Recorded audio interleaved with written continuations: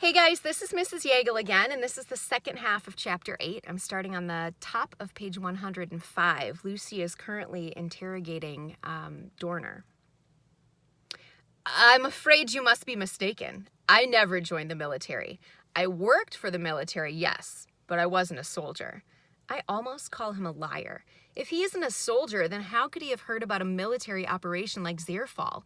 An alarm bell clatters in my thoughts, but I quiet it for now. I need to get to the bottom of this. That's not what I've been told, I say coolly. Then there must have been a miscommunication. I lurch forward in my chair. Are you accusing me of lying? No, I slap him. A burst of pink appears on Dorner's cheek and his mouth hangs open. That should show him not to underestimate me. Unlike Nazi women, I'm not here to keep his home and his bed warm. If you're not a soldier, how did you come to work for the Nazis?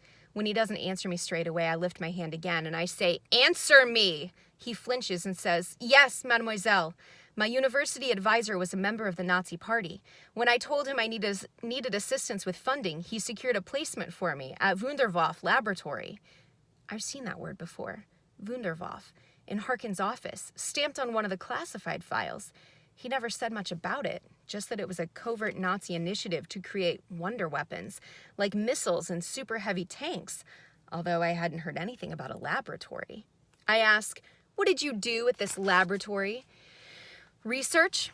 I was an analyst there. I studied diseases." His fingers roam toward his shirt buttons, plucking at them. "A nervous tic, perhaps?" I have to dig deeper. "I need details, Dorner." He draws in a breath. "For the most part, I worked with numbers, statistics, and raw data." Another breath. "I never worked directly with a live subject until 2 months ago." "What do you mean, dogs? Monkeys?" "No." He clutches onto a single shirt button and squeezes it between his fingers. "Humans." The blood seeps from my face. The Germans have been experimenting on people?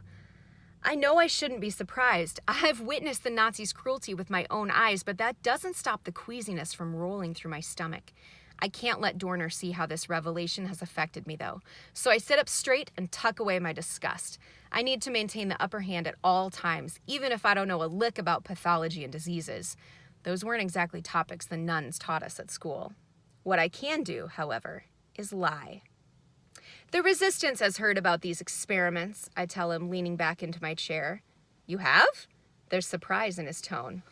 "Do you truly think we'd be that naive about the Nazi secret operations?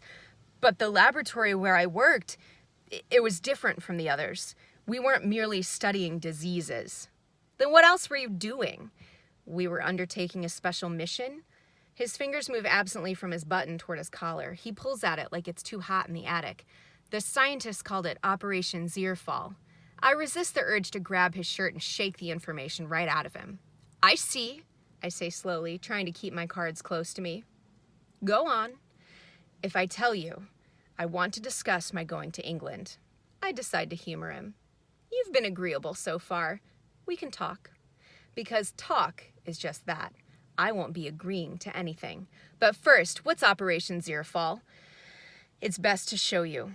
He rises from his crate and reaches underneath a pile of blankets to grab a thick folder, and he presents it to me like he's holding the key to Berlin itself. "What's this?" "Evidence." I toss him a bored expression, but my pulse thrums as I open the folder. Inside, I find a stack upon stack of paperwork that's filled with numbers and graphs, all of it speckled with mud, which probably came from Dorner's getaway out of Germany. I turn the pages until I find one with text, and I see that it's written in German. Merde. My own German might be good enough to eavesdrop on the soldiers standing on a Parisian street corner, but it's nowhere near good enough to read this. I'll have to wait to find a translator before I can decipher it. Dorner must see my frustration. Turn toward the back. There are photographs. True enough, when I reach the end of the pile, I find dozens of photos waiting for me there. My fingers go cold touching them. I expected to find aerial pictures of Nazi bomber targets or photos of a terrible weapon that the Germans have concocted. Isn't that what Zirfal must be? But instead, I find hospital patients surrounded by a team of nurses. The patients' arms and legs have been strapped against their cots, and their hair has been shaved off. Some of them are even missing eyes or entire limbs. But that isn't why I'm grimacing. It's the look on their faces. It's how their mouths are splayed open in silent screams. I want to look away, but I make myself continue. With each new photo, my gut tightens more. How many people did the Nazis conduct their testing on? What was the purpose of all these gruesome experiments? The patients are mostly war criminals, Dorner murmurs, as if that should lessen the blow. I frown. War criminals could mean anything to the Germans, down to Allied airmen, resistance members, soldiers like Theo, civilians even who've displeased the Nazis in some way. I wasn't in charge of finding the subjects, Dorner says quietly. Is that the excuse you use to comfort yourself? His response doesn't inspire any sympathy from me. I continue looking through the photos. I don't think they can get any worse until I come upon the very last one. Mother Mary, I whisper. While the previous photos featured solely men, the one before me now is of a young girl. Her hair hasn't been shorn like the others. It's tied in a tight braid that hangs limply down her back. Her dark eyes stare up at me, tears falling out of them. I squint at the photo. No, those aren't tears. They're too dark. It's blood. I slam the folder shut. Es war alle so schrecklich, Dorner says, slipping into German. It's all so terrible. The innocent student that he introduced himself as has been replaced with the trembling boy in front of me now. Had he been putting on a brave face before? That question recedes from my thoughts, however, as the image of the little girl haunts me. What happened to her? I ask. Rage surges inside me. To all of them. Zerfall. I shake my head. Zerfall is a military operation. In a way, yes. His throat is dry as he searches for words. The laboratory and the research we conducted, it was all for one purpose. The folder weighs heavy in my hands as I piece together everything he's told me. His studies in pathology, the photos of live subjects, the mouths frozen with screams. It's so clear to me now. Operation Zerfall isn't a ground invasion or an airstrike or anything else that Major Harkin had imagined.